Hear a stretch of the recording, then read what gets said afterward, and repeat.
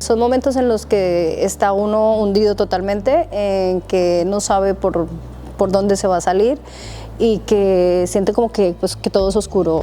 Y encontrar esta posibilidad y este recurso, de verdad que en mi caso, és de muchísimo agradecimiento. En la casa d'acollida de Maria Lar atén a dones en situació de violència masclista i el que fem és una miqueta oferir un primer espai de protecció i de confidencialitat per la dona o la família i poder acompanyar aquest primer moment de la recuperació de les violències. Aprendí sobre todo a levantarme nuevamente, que sí que se puede, a confiar y bueno, que también hay que nosotros mismos levantarnos.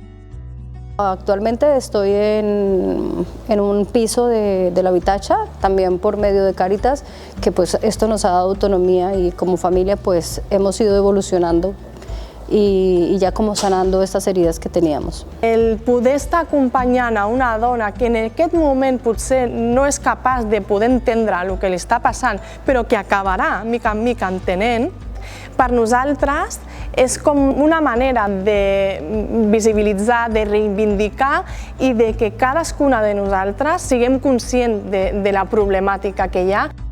Mi recomendación sería levantar la mano, porque muchas veces por miedo no lo hacemos y seguimos ahí sometidas a este tipo de maltratos y de violencia. Y hay lugares y hay gente en la que se puede confiar. Entonces, sobre todo eso, pero también de paso ir educando desde ya a nuestros hijos para que esto no siga siendo un problema a futuro.